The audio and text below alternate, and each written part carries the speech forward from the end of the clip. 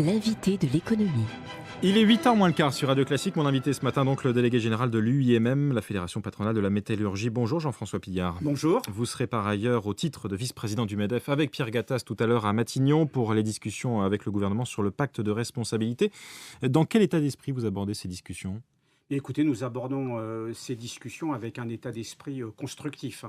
En effet, la ligne qui a été annoncée par le président de la République marque une orientation forte en faveur de la croissance et de l'emploi.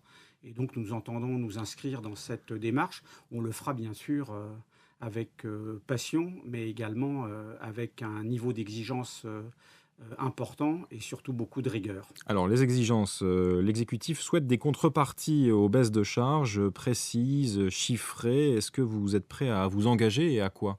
On est prêt à s'engager.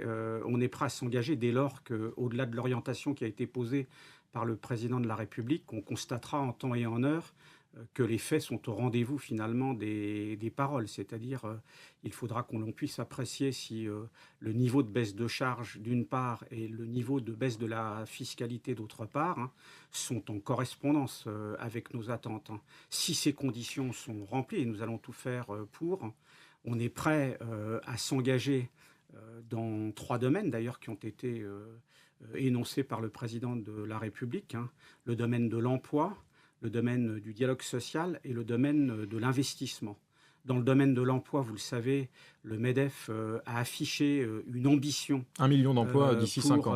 Aller à 1 million d'emplois d'ici 5 ans. Ça revient en fait à ramener le chômage de 11% à 7%, ce qui est une forte ambition. Cette ambition dans le champ de l'emploi, elle doit trouver une application concrète dans les entreprises et dans les branches. C'est ce à quoi nous allons nous efforcer. Je viens dans mon agenda social de l'UIMM pour 2014, d'en discuter la semaine dernière avec les organisations syndicales et on peut partager sur quelques situations concrètes. Oui, c'est bien joli, mais quel type d'engagement précis sur l'emploi des jeunes, des seniors par exemple, les contrats de génération, 500 000 c'est l'objectif pour le quinquennat, on n'en est qu'à quelques dizaines de milliers aujourd'hui. Tout d'abord, je parlais des branches parce que vous avez une extrême diversité de situations en termes d'entreprises et de secteurs. Donc, ça serait inadapté de vouloir avoir une approche uniforme. Dans une branche comme celle de la métallurgie, où nous avons abordé cette question très concrètement, c'était jeudi dernier avec les organisations syndicales. On a fait un premier échange qui nous laisse penser que, par exemple, nous pourrions poursuivre nos investissements en faveur des jeunes, particulièrement dans le domaine de l'alternance. C'est un domaine dans lequel nous avions signé une déclaration commune avec les organisations syndicales. Et en 2 ans, on a tenu les objectifs 40 000 alternants dans la branche. Donc vous pourriez signer pour de nouveaux objectifs, par exemple en matière d'alternance sur les 2-3 prochaines années. Il y a également des aspects qualitatifs dans des secteurs comme les nôtres. Vous avez une profonde modification de la structure des qualifications. Il faut accompagner par le biais de la formation ces changements de qualification. Voilà un autre domaine dans lequel nous pourrions être amenés à nous engager conjointement avec les organisations syndicales. Sur les baisses de charges, Jean-François Pilliard, comment faire pour arriver à 30 milliards ? Est-ce qu'on élargit le CICE jusqu'à 3,5 fois le SMIC, comme semble le proposer le MEDEF, ou est-ce qu'on fait un transfert complet d'emblée des 20 milliards du CICE vers une baisse des charges générales ? À ce stade, mais les modalités seront débattues justement lors de la concertation qui est en train de s'ouvrir. Mais nous considérons que la première chose à faire, c'est bien sûr de sanctuariser ce qu'on a appelé les baisses de charges Fillon. C'est un élément sur les bas salaires. Important sur les bas salaires.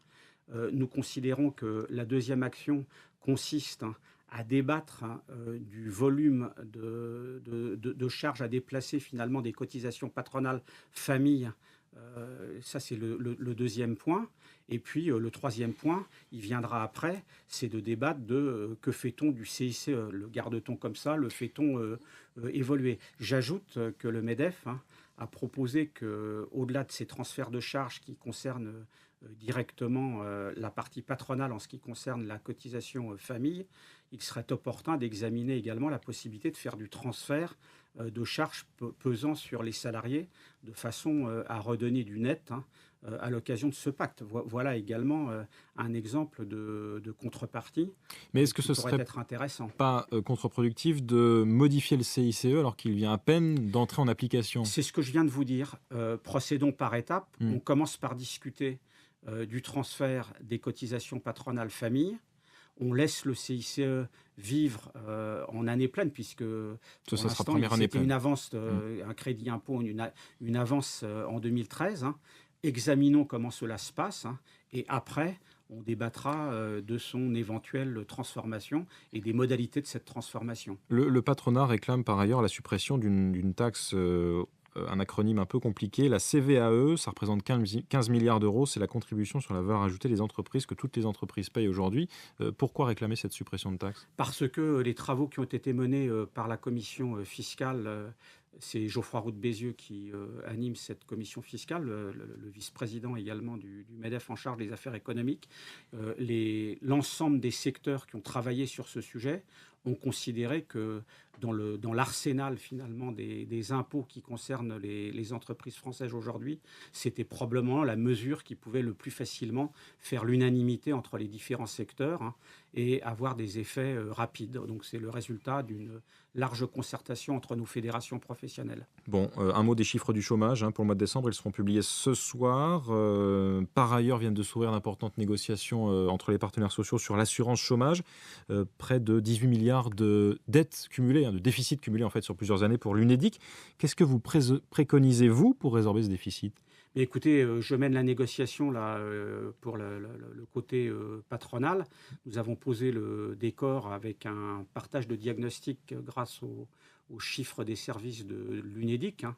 Il va falloir, j'allais dire, regarder absolument tous les leviers possibles. Le patronat est Nous, assez timoré par rapport à la FEP, par exemple, qui propose de réduire la durée de l'indemnisation et le vous niveau savez, des allocations. je dis toujours, il ne s'agit pas d'être timoré ou agressif avant les négociations. Ce qui est important, c'est de finir les négociations et de les finir avec des résultats. Donc, en ce qui nous concerne, MEDEF, hein, je peux vous dire qu'étant le négociateur, hein, nous abordons cette négociation avec une très forte détermination pour satisfaire finalement à trois objectifs, hein.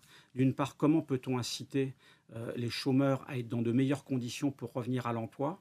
Comment rétablir un équilibre financier dont on voit qu'il est insupportable à terme? 18 milliards aujourd'hui, si on ne fait rien, 40 milliards en 2017, c'est pour des recettes de 32 milliards. Et enfin, comment peut-on apporter une réponse sur la sécurisation des parcours professionnels? Merci Jean-François Pillard pour votre concision. Le délégué général de l'UIMM, invité de l'économie ce matin de Radio Classique, il est 7h53.